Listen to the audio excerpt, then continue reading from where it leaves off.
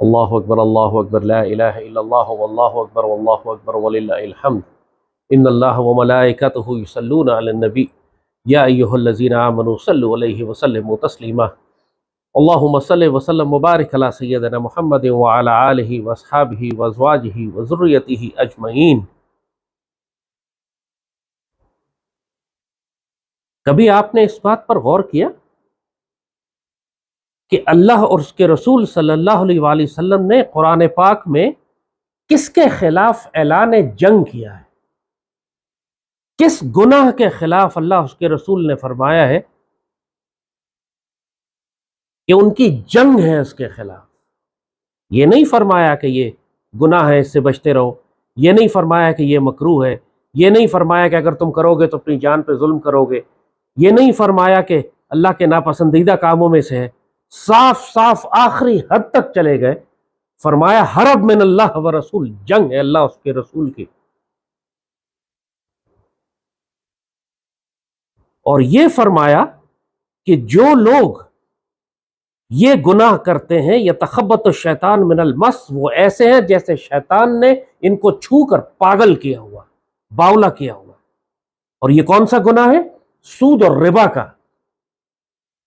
آج پوری دنیا کا اور پورے پاکستان کا نظام سود اور ربا پر چلتا ہے، اور یہ وہ ایسی معاشی دہشت گردی ہے کہ اللہ اور اس کے رسول صلی اللہ علیہ وآلہ وسلم نے اس کے خلاف اعلان جنگ کیا۔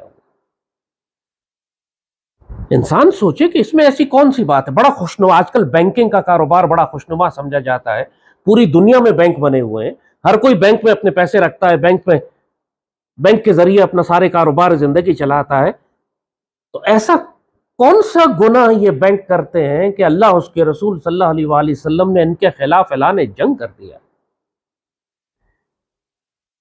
سیدی رسول اللہ کی حدیث شریف ہے جس کا مفہوم ہے کہ سود کے 70 گناہ ہیں، سود کے 70 گناہ ہیں، اور سب سے کم گناہ اس میں ایسا ہے جیسے انسان اپنی ماں کے ساتھ بدکاری کرے۔ انا للہ و انا الیہ راجعون۔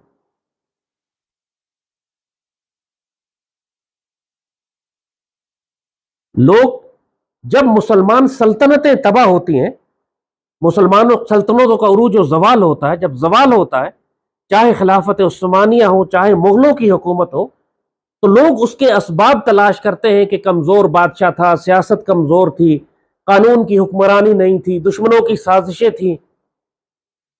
لیکن جو اصل وجہ مسلمان سلطنتوں کے تباہ ہونے کی ہے، اس پر کبھی بات نہیں کرتے کہ مسلمان سلطنتیں اس لیے تباہ ہوئیں کہ وہ سود پر کاروبار شروع کر چکی ہوتی تھی، مقروض ہو جاتی تھی، سود پر قرضہ لیتی تھی یہودیوں سے یا ہندوؤں سے یا ساہوکاروں سے۔ اور جب کوئی مسلمان ریاست کسی یہودی، کسی ہندو، کسی انٹرنیشنل بینک سے قرض لینا شروع کر دیتی ہے، وہیں سے اس کے زوال اور تباہی کا آغاز ہو جاتا ہے۔ آج پاکستان کا بجٹ بنایا انہوں نے، پاکستان کے دفاع کے لیے 1800 ارب روپیہ رکھا، اور صرف یہودیوں کو سود کی ادائیگی کے لیے 7000 ارب روپیہ رکھا۔ حکومت پاکستان کی ساری آمدنی 7000 ارب روپے سے کم ہے، اور 7000 ارب روپیہ صرف سود کی ادائیگی۔ ریاست کے لیے کیا بچے گا؟ اور یاد رکھو یہ سود ہے، یہ اصل رقم نہیں ہے، اصل رقم وہیں پڑی ہے جہاں پڑی ہے۔ یہ صرف وہ سود ہے جو آپ نے ادا کرنا ہے ہر سال ان یہودیوں کو، کیونکہ ناپاک اور پلیت حکمرانوں نے اللہ اس کے رسول صلی اللہ علیہ وآلہ وسلم سے جنگ کر کے ملک اور قوم کو سود میں ایسا جکڑ دیا کہ 23 کروڑ کی مسلمان ایٹمی ریاست اس کے لیے اب ممکن ہی نہیں ہے کہ اپنی آزادی قائم کر سکے اور رکھ سکے، سوائے اس کے کہ یہودیوں سے اور ہندوؤں سے مزید قرضے لیتی رہے۔ امریکہ جیسی ریاست، تم کہتے ہو معیشت ٹھیک کرنی چاہیے، کتنی معیشت تم ٹھیک کرو گے؟ امریکہ جتنی ٹھیک کرو گے؟ امریکہ جتنی معیشت ٹھیک کرو گے کہ جس امریکہ کا حال یہ ہے کہ اس کے صرف 50 ٹریلینئرز یا بلینئرز جو اس کے سب سے امیر ترین لوگ ہیں، ان کی دولت پوری دنیا کے آبادی کی آدھی دولت سے زیادہ ہے۔ دنیا میں 7 ارب انسان اگر بستے ہیں تو 3.5 ارب انسانوں سے زیادہ دولت صرف ان 50 لوگوں کی ہے جو امریکہ میں بستے ہیں. مگر وہی امریکہ آج ڈیفالٹ کر کے تباہ ہونے والا ہے، چونکہ ٹریلینز آف ڈالر میں امریکی حکومت مقروض ہے اور اس قرضے کی ادائیگی اب وہ اگلے کئی 100 سال میں کر ہی نہیں سکتے. پچھلے ہفتے بھی امریکی حکومت بند ہونے کے قریب آ گئی تھی کہ اس کے پاس پیسے ختم تھے، تو انہوں نے مزید قرضہ لینے کی اجازت لی. اور قرضہ بھی کس سے؟ اپنے ہی فیڈرل ریزرو سے، اپنے ہی اسٹیٹ بینک سے، کیونکہ نظام یہودیوں نے ایسا بنایا ہے کہ امریکی ریاست اپنی کرنسی کنٹرول نہیں کرتی، اس کو بھی اپنے اسٹیٹ بینک سے جو فیڈرل ریزرو ہے، جو کہ پرائیویٹ بینک ہے یہودیوں کا، اس سے قرض لینا پڑتا ہے. اور وہ قرض اس کو سود کی شکل میں ادا کرنا پڑتا ہے فیڈرل ریزرو کے ان ممبران کو جو کہ 8-10 بڑے بینک ہیں یہودیوں کے. اور پوری امریکی قوم اب ٹریلینز آف ڈالرز کی مقروض ہے، جو تمہیں دیکھنے میں خوشنما لگتی ہے، اتنی بڑی معیشت لگتی ہے، کسی بھی لمحے یہ ٹائٹینک کی طرح ڈوب جائے گی. یہ ہے سود اور ربا کا عذاب، جس کی وجہ سے اللہ اس کے رسول صلی اللہ علیہ وآلہ وسلم نے اس کے خلاف اعلان جنگ کیا ہوا ہے. سوچو اگر پاکستان کو یہ 7,000 ارب روپیہ سود کی ادائیگی میں نہ دینا پڑتا تو ملک میں کتنا پیسہ بچتا قوم پر خرچ کرنے کے لیے، ملک کے دفاع کو مضبوط کرنے کے لیے، تعمیر و ترقی کے لیے. مغل حکومت تباہ اس لیے ہوئی جب تک اورنگزیب عالمگیر کی حکومت تھی. یہ 1400 سال کی اسلامی تاریخ اٹھا کے دیکھ لو، کیا خلافت راشدہ میں کبھی خلافت راشدہ نے کسی یہودی سے، کسی ہندو سے، کسی غیر ملکی طاقت سے قرض لیا؟ نہیں. خلافت امید نے لیا، عباسیوں نے لیا، عثمانیوں نے لیا. کسی بڑی مسلمان ریاست نے قرض لیا؟ نہیں. اور جہاں مسلمان ریاستوں نے یہودیوں سے اور ہندوؤں سے قرض لینے شروع کیے، ان کے زوال کا آغاز ہوا. خلافت عثمانیہ بھی اس لیے تباہ ہوئی کہ وہ یہودی بینکروں کی مقروض ہو چکی تھی.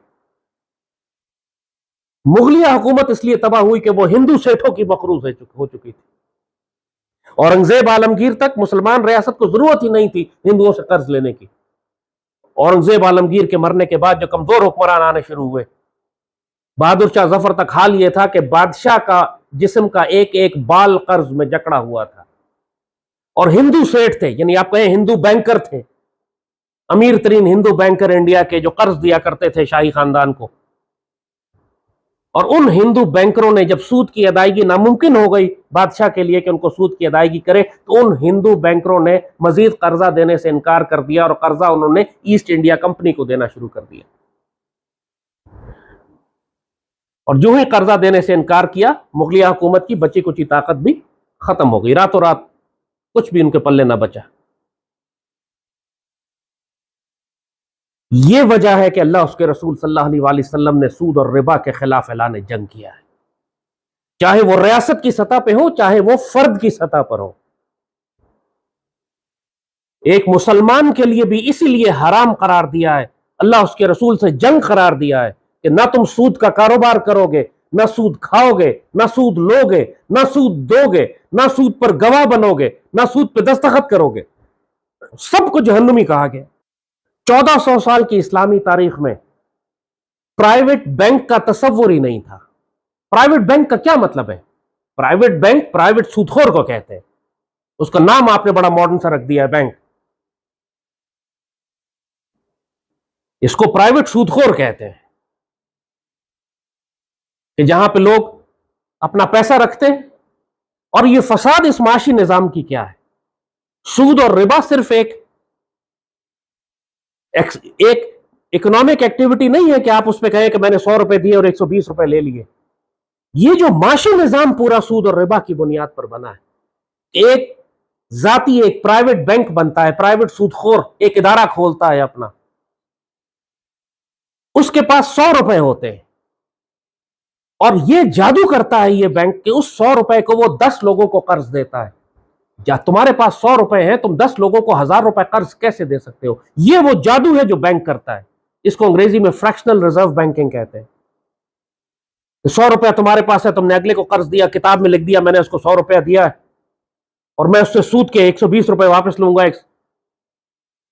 اور پھر وہی کتاب میں ہی صرف لکھ دیا کہ وہ قرضہ میں نے دوسرے کو دیا اور تیسرے کو دیا اور چوتھے کو دیا اور پانچویں کو دیا. ہوتے 100 روپے اور 1000 روپے قرض دیتے. یہ پیسہ جو یہ سودخور بنا رہا ہے ہوا میں، جس کی کوئی حقیقت نہیں ہے. ایک تو کاغذ کا نوٹ جعلی ردی جس کے پیچھے کچھ بھی نہیں ہے. جس طرح $8 کا ریٹ اوپر نیچے کرتے رہتے ہیں پاکستانی کرنسی کے ساتھ، کیا یہ سونے کے ساتھ اس طرح کر سکتے ہیں؟ نہیں، کیونکہ سونے کی اصلی حقیقت ہے ہمیشہ سے درہم و دینار. تاریخ اسلام انسانیت میں درہم و دینار، سونے اور چاندی کے سکے چلتے رہے. ایک انہوں نے کاغذ کے جعلی ردی نوٹ بنایا، جتنا مرضی چھاپتے ہیں اس کو بڑھاتے ہیں، تعداد کم کرتے ہیں، اس کا ہمیشہ اس کی کوئی حیثیت نہیں ہے. اس وقت وینزویلا میں، لیبنان میں حال یہ ہے کہ لوگ کاغذ کی کرنسی جلا کر اپنے آپ کو گرم کرتے ہیں، کھانا پکاتے ہیں. لیبنان کی کرنسی کا اور یہ وینزویلا کا یہ حال ہو گیا. اس سے پہلے زمبابوے کا یہ حال تھا. ردی کاغذ کا یہ حال ہوتا ہے، ردی نوٹ کا. پھر یہی بینکر اس ردی نوٹ کو مزید بڑھاتے ہیں، افراط زر کرتے ہیں جب $100 1000 لوگوں کو قرضہ دیتے ہیں، اور پھر پورے معاشرے کو غلام بناتے ہیں، پورے معاشرے کو تباہ و برباد کرتے ہیں جب ایک آدمی کو $1000 قرض دیتے ہیں اور کہتے ہیں کہ اب وہ ساری زندگی کے لیے ان کا مقروض ہو گیا، کیونکہ صرف سود کی ادائیگی ہی اس کی ساری زندگی گزر جاتی ہے. امریکہ میں ہمارے دوست رہتے ہیں، میرے جتنی عمر ہے، تقریباً 60 سال عمر ہو گئی ان کی. جب جوانی میں ہم یونیورسٹی کالج میں تھے اس وقت وہ امریکہ چلے گئے تھے پڑھنے کے لیے، وہاں انہوں نے پڑھائی کی، وہی نوکری کی، وہی رہتے ہیں. پچھلے 50 سال 40 سال سے امریکہ میں رہ رہے ہیں.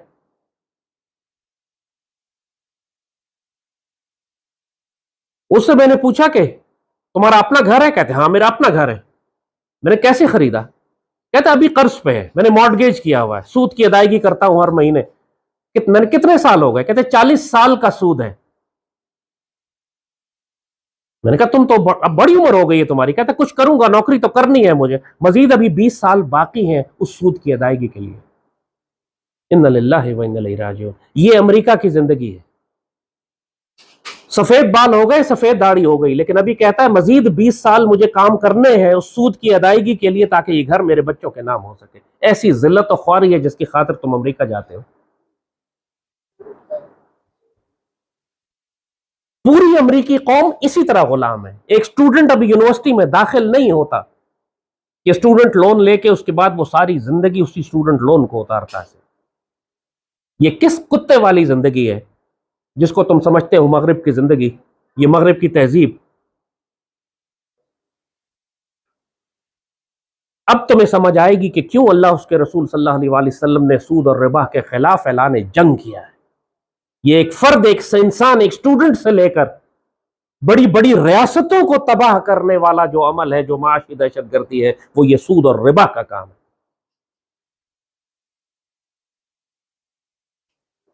اس سے سود اور بینک بنا کر سود اور ربا کا کام کر کے پورے معاشرے کو تباہ کرنے سے بہتر ہے کہ تم وہاں پہ طوائف اڈا بنا دو کہ کم از کم بدکاری جو ہے وہ 70 گنا کم ہے اس سود اور ربا کے کام سے. یہ ظالم، ناپاک اور پلیت لوگ، کم از کم تم پاکستان کے اندر تو سود کا کام بند کرو نا. مرکزی حکومت صوبائی حکومت کو قرض دیتی ہے تو سود لگاتی ہے اس کے اوپر. لوگ بینک میں پیسہ رکھتے ہیں تو اس پر سود کھاتے ہیں. لوگ نوکری کرتے ہیں تو پروویڈنٹ فنڈ پہ سود کھاتے ہیں. ایک ادارہ دوسرے ادارے کو قرض دیتا ہے تو سود پر دیتا ہے. اسٹیٹ بینک سے قرض لیتے ہیں تو سود پہ لیتے ہیں.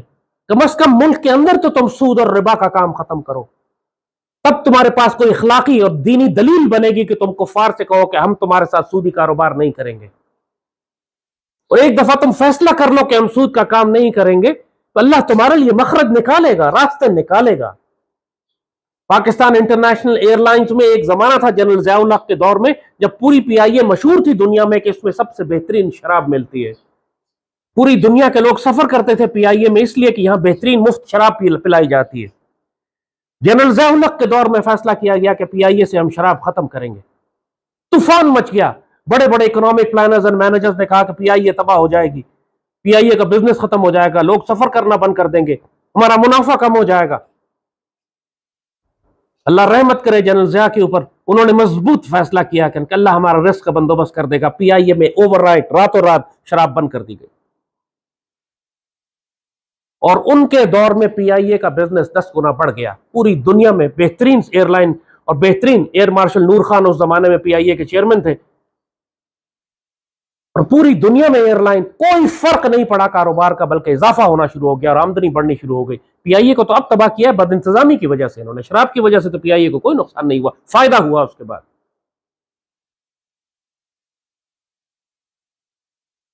صرف ایک مرتبہ تم کو فیصلہ کرنا ہے کہ کیا ہم حلال کھانا چاہتے ہیں بحیثیت قوم کے، یا ہم اللہ اس کے رسول سے حالت جنگ میں رہنا چاہتے ہیں۔ یہ بدبخت کہتے ہیں ہماری معیشت خراب ہے، کبھی اس حکومت کو الزام دیتے ہیں، کبھی اس حکومت کو الزام دیتے ہیں۔ ان کو شیطان نے چھو کر باولا کیا ہوا ہے، اس لیے ان کو سمجھ ہی نہیں آ رہی کہ مسئلہ کہاں ہے۔ کبھی کہتے ہیں کہ میری حکومت ہوتی، رجیم چینج ہو گیا تو معیشت تباہ ہو گئی، کبھی کہتے ہیں اس کی حکومت ہوتی تو وہ فورن منسٹر، فائنانس منسٹر آئے گا تو معیشت ٹھیک کر دے گا۔ ان میں سے کسی کا باپ بھی معیشت ٹھیک نہیں کر سکتا جب تک کہ اللہ اس کے رسول کے خلاف حالت جنگ میں ہے۔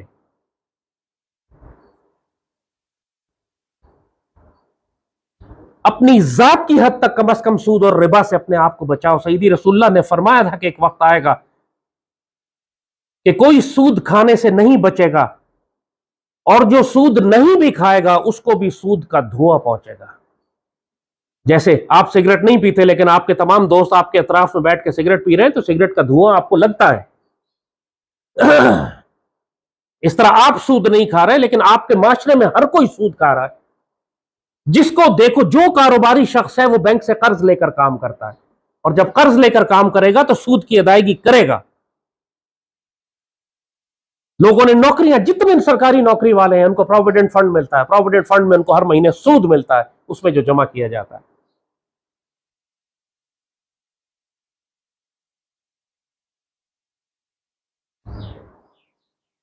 کم از کم اپنی ذات کی حد تک۔ عام شہری کی حالت یہ ہے کہ سیف ڈپازٹ کے اندر اور اپنے سیونگز اکاؤنٹس کے اندر پیسہ رکھتے ہیں اور اس پر سود کھاتے ہیں۔ اللہ کے بندو، اللہ پہ توکل اور بھروسہ کرو۔ اگر بینک میں پیسہ رکھنا ہی ہے، ظاہر ہے مجبوری ہے، آج کے دور کا نظام ہے، کرنٹ اکاؤنٹ میں رکھ لو۔ تمہیں ضروری ہے کہ سود کھاؤ اور وہاں سے تم سود لو؟ اللہ پہ بھروسہ اور توکل کرو۔ مشکلات آئیں گی، پریشانی ہوگی، لیکن کیا اللہ کے حکم کے لیے اتنی سی پریشانی اور تکلیف بھی تم نہیں اٹھا سکتے کیا؟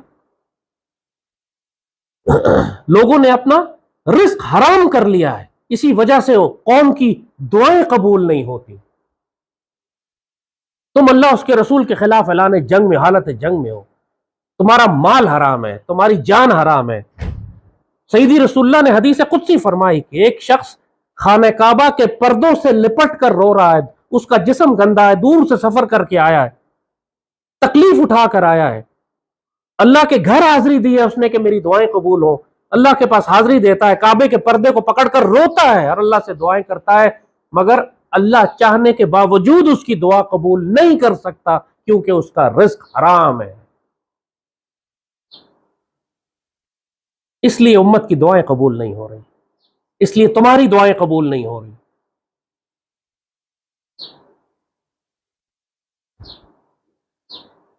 سیدی رسول اللہ نے فرمایا، جس کا مفہوم ہے کہ اللہ نے زمین میں اگر یہ جانور اور چڑیاں اور پرندے نہ رکھے ہوتے نا تو اللہ انسانوں پر ان کے گناہوں کے بدلے بارش روک لیتا اور پتھروں کی بارش برساتا، جس کا مفہوم ہے یہ چڑیاں جو تمہارے محلے کی ہیں نا، ان کی وجہ سے تم لوگ بچے ہوئے ہو۔ یہ محلے کے کتے جو تمہارے گھوم رہے ہوتے ہیں آوارہ، جن کو تم سمجھتے ہو، ان کی وجہ سے یہ قوم بچی ہوئی ہے کہ اللہ ان پر رحم کھا کے بارش برسا دیتا ہے اور ان کی خاطر رزق برسا دیتا ہے۔ ورنہ انسانوں کے اعمال ایسے ہیں جو اللہ اس کے رسول کے ساتھ حالت جنگ میں کہ اب تک حیران ہوتے ہیں، انبیاء حیران ہوتے ہیں کہ اب تک ان پر پتھروں کی بارش کیوں نہ ہو۔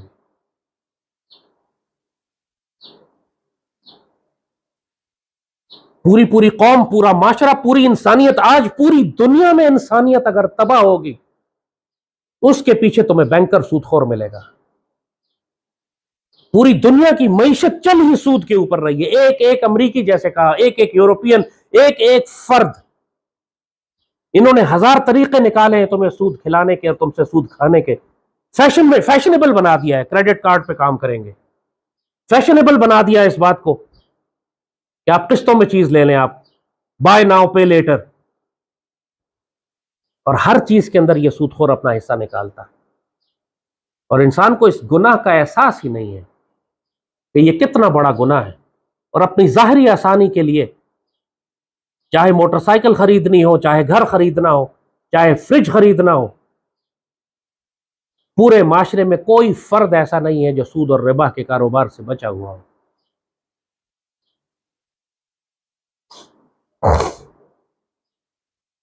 اور پھر تم کہتے ہو کہ ہماری معیشت خراب ہے، تم شکر کرو کہ تم پر پتھروں کی بارش نہیں ہوئی ابھی تک، اور احسان مندی کے طور پہ محلے کی چڑیوں کو دانا پانی دے دیا کرو کہ ان کی وجہ سے تم بچے ہوئے ہو۔ اور کسی کو قوم میں کوئی فرق نہیں پڑتا، آپ پوری قوم کو دیکھیں، اشرافیہ، حکمران، میڈیا، علماء، دانشور،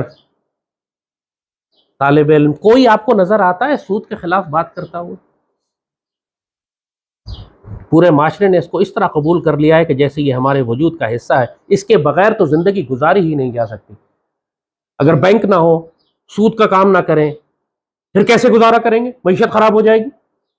او بے غیرت و بے شرمو، اسی لیے اللہ نے کہا ہے کہ شیطان نے تمہیں چھو کے باولا کر دیا ہے۔ جس چیز کی وجہ سے تمہاری معیشت خراب ہو رہی ہے، تم اسی کو اپنی معیشت ٹھیک کرنے کا ذریعہ بنانا چاہتے ہو۔ تم سے بڑا پاگل اور باولا اور کون ہوگا؟ اللہ نے کہا ہے کہ اس نے صدقات کے اندر برکت رکھی ہے، اور سود اور ربا کی وہ جڑ کاٹ دیتا ہے۔ اللہ نے زکوٰۃ میں برکت رکھی ہے، سود اور ربا کی وہ جڑ کاٹتا ہے۔ یہ زکوٰۃ اور صدقات کا نظام نہیں رکھتے، سود اور ربا کا نظام نافذ کرتے ہیں، پھر کہتے ہیں ہماری معیشت خراب ہے۔ اس کا کوئی تعلق کسی حکومت سے نہیں ہے، اس کا کوئی تعلق سول حکومت اور جمہوریت اور مارشل لاء سے نہیں ہے۔ تم اس لیے پلیت ہو رہے ہو، ذلیل ہو رہے ہو کہ تم اللہ اس کے رسول کے خلاف حالت جنگ میں ہو۔ تمہاری ذات بھی حالت جنگ میں ہے، تمہاری قوم بھی حالت جنگ میں ہے، تمہارا نظام بھی حالت جنگ میں ہے، اور اللہ اس کے رسول کے مطابق شیطان نے تمہیں چھو کے باولا کیا ہوا ہے۔ اور اللہ اس کے رسول کے مطابق یہ سودی کاروبار کرنے والے، سود لینے والا، سود دینے والا، جو کہا نا راشی والمرتشی کلاہما فی النار، رشوت لینے والا، رشوت دینے والا، دونوں جہنمی ہیں۔ اسی طرح سود کے کام کرنے کے بارے میں فرمایا، سود لینے والا، سود دینے والا، اور سود پر گواہ بننے والا، جو وٹنس ہوگا اس بات کا کہ ان کے درمیان سودی کاروبار ہوا، وہ سب جہنمی ہے۔ اب جاؤ بخشوا لو اپنے آپ کو، کسی بزرگ کی دعا سے، تو کسی پیر کے مزار پر، تو کسی حج سے، اور کسی عمرے سے، جاؤ بخشوا لو اپنے آپ کو، جب تمہارے وجود کا ایک ایک بال حرام میں پلا ہوا ہے۔ تو جب تم اپنی دنیا کی آسائشیں نہیں چھوڑ سکتے یہ کہہ کر کہ جی آج کے دور میں سود کے بغیر کام نہیں ہوتا، ہمارا کام تو ہوتا ہے، تم کرنا نہیں چاہتے۔ کام تو ہوتا ہے۔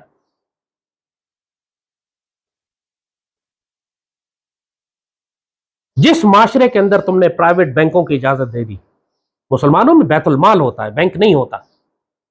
جس مسلمان کو پیسوں کی ضرورت ہے وہ ریاست سے جا کے قرض حسنہ لیتا ہے، ریاست کے پاس جائے، قرض حسنہ لے، اپنا کام کرے۔ یہ ریاست کی ذمہ داری ہے کہ اپنے لوگوں کو قرض ادا کرے۔ یا نیک مسلمانوں کو کہا گیا ہے، مالدار مسلمانوں کو کہا گیا ہے کہ اپنے بھائی کی ضرورتیں پوری کرو، ان کو قرضے دو اور قرض حسنہ دو۔ ہمارے بزرگ اتنے محتاط تھے کہ اگر کسی کو قرض دیتے تھے پھر اس کے گھر کے سائے میں نہیں کھڑے ہوتے تھے کہ کہیں یہ اس سے فائدہ لینا اور سود لینے میں شامل نہ ہو جائے۔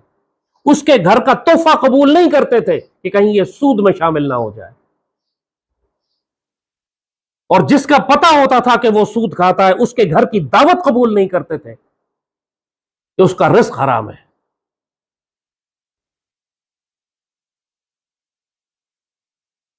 ایک لاہور میں ایک بزرگ تھے جو بالکل تنہا رہا کرتے تھے، اکیلے رہتے، کسی سے ملتے ملاتے نہیں تھے۔ تو کسی نے ان سے پوچھا کہ ٹھیک ہے آپ لوگوں کے پاس کیوں نہیں جاتے؟ کہ ان کا رزق حرام ہے،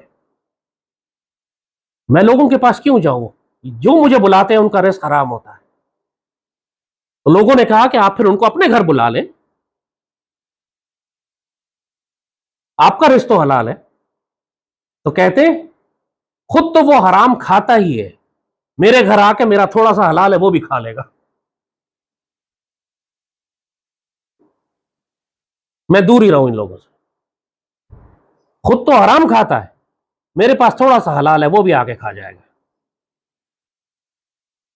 واقعی دور ایسا ہے کہ انسان اپنی بکریاں لے کے پہاڑوں میں نکل جائے، جو سیدی نے فرمایا تھا کہ ایک وقت آئے گا انسان اگر اپنے ایمان کو بچانا چاہتا ہے تو اس طرح کرے۔ آج واقعی اگر آپ سود اور ربا سے اور حرام سے بچنا چاہتے ہیں تو گھروں میں بند ہونا پڑتا ہے، سوشل سرکل توڑنا پڑتا ہے، لوگوں کے ملنا ملانا کم کرنا پڑتا ہے، محدود کرنا پڑتا ہے۔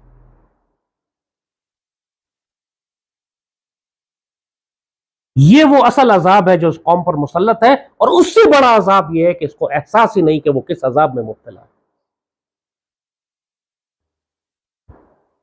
اللہ تعالیٰ جب قوم پر اپنا عذاب نازل کرتا ہے نا تو یہی فرماتا ہے کہ معیشت تنگ کر دیتا ہے، اس کو بھوک یعنی غربت اور مسکینی اور ذلت میں مبتلا کر دیتا ہے.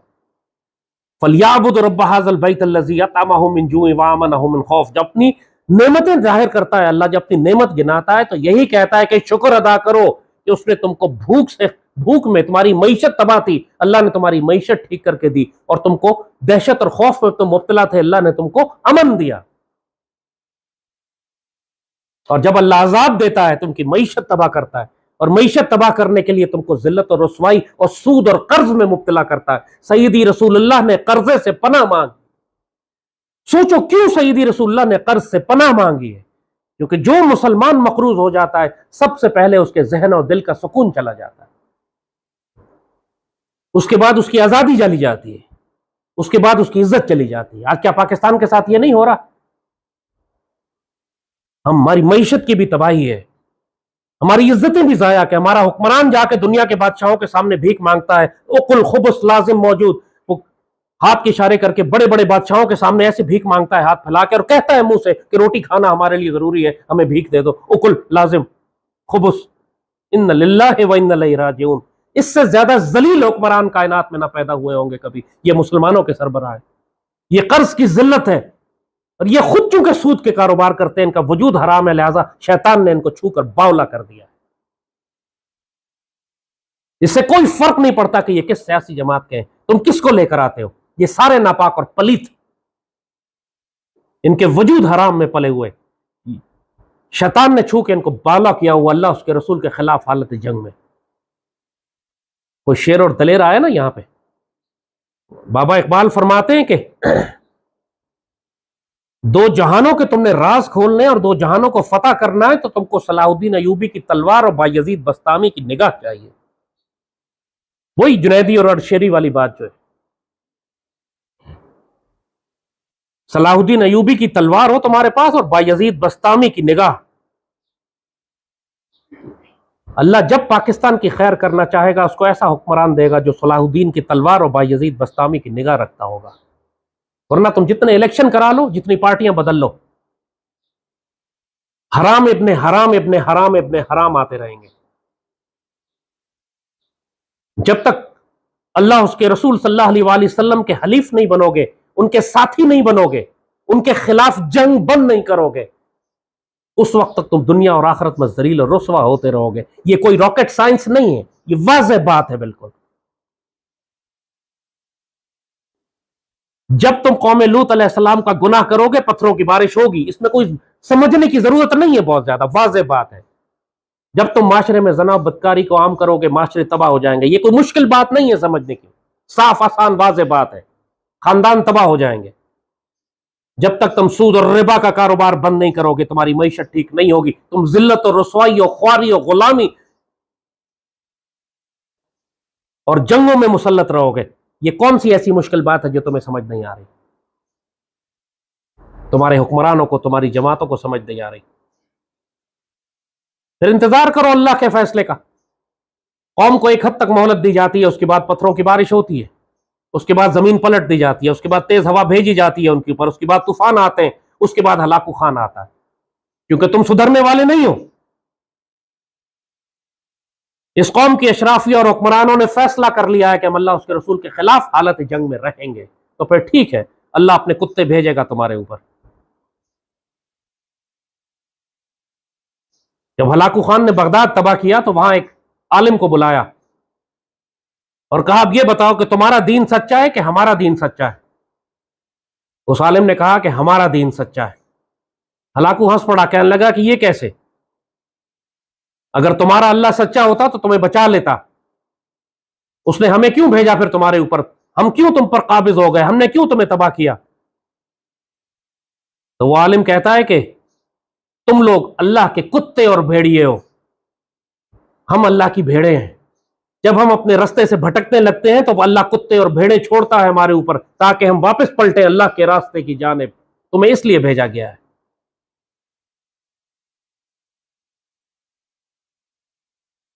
یہ قوم اگر اللہ کے راستے پہ نہیں پلٹے گی پھر اللہ اپنے کتے اور بھیڑیے چھوڑے گا اس کے اوپر.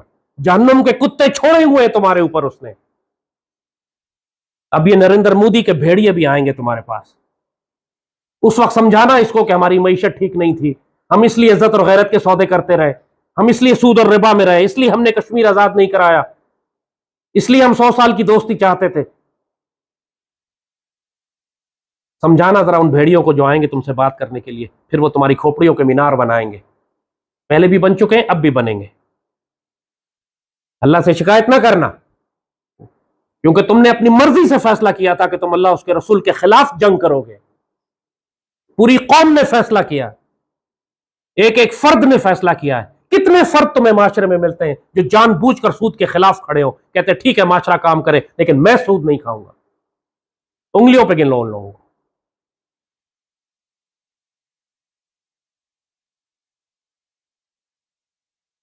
تو اللہ سے شکایت کرنے کے لیے، اللہ کے آگے تم عذر پیش کرنے کی کسی بھی پوزیشن میں، حیثیت میں نہیں۔ ساری حجتیں پوری ہیں اس قوم کے اوپر۔ اب انتظار کرو، فتربصوا نحن معكم من المتربصين، اب انتظار کرو، ہم تمہارے ساتھ انتظار کر رہے ہیں۔ اب جہنم کے کتے اور بھیڑیے آئیں گے، پھر یہ تم کو مجبور کریں گے کہ تم اللہ کے راستے کی جانب واپس لوٹ جاؤ۔ جب تک تم بغاوت اور سرکشی اور اللہ اس کے رسول سے جنگ کا راستہ اختیار کر کے رکھو گے، تمہارا باپ بھی معیشت ٹھیک نہیں کر سکتا۔ جتنی مرضی حکومتیں بدل لو، جتنے مرضی الیکشن کرا لو، تم پر ذلت لکھ دی گئی ہے۔ یہ اللہ کے فیصلے ہیں، اور تم کبھی بھی اللہ کے فیصلے کو بدلتے ہوئے نہیں پاؤ گے۔ اللہم صلی وسلم مبارک علی سیدنا محمد وعلی آلہ وصحبہ وسلم۔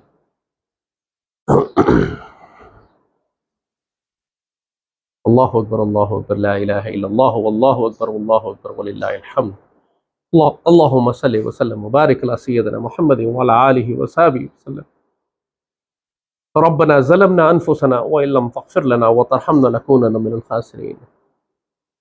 ربنا نستغفرك ونتوب الیک لا تؤاخذنا ان نسینا واخطأنا ولا تحمل علينا اسرا كما حملته على الذين من قبلنا ربنا ولا تحملنا ما لا طاقة لنا به واعف عنا واغفر لنا وارحمنا انت مولانا فانصرنا على القوم الكافرين۔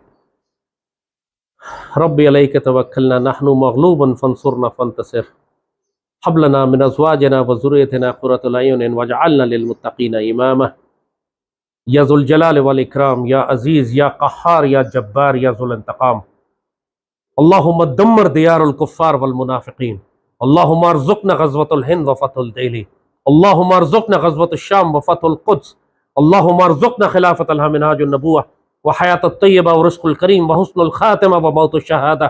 اللہم اجعلنا ممن نصر دین سیدنا محمد صلی اللہ علیہ وسلم ولا تجعلنا ممن خزی دین سیدنا محمد صلی اللہ علیہ وسلم۔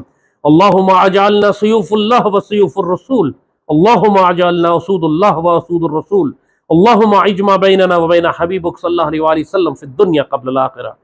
اللہم ادخلنا مدخل صدق واخرجنا مخرج صدق واجعل لنا من لدنک سلطانا نصیرا وجاء الحق وزهق الباطل ان الباطل كان زهوقا۔ یا رب ذو الجلال والاکرام، اللہم صلی وسلم وبارک علی سیدنا محمد وعلی آلہ وصحبہ وسلم۔ قد آتیتنی من الملک وعلمتنی من تعویل الاحادیث فاطر السماوات والارض انت ولی فی الدنیا والآخرہ توفنی مسلما والحقنی بالصالحین۔ صلی اللہ تعالی علی خیر خلقہ نور عرشہ زینت فرشہ سیدنا محمد وعلی آلہ وصحبہ وسلم۔ آمین یا رب العالمین۔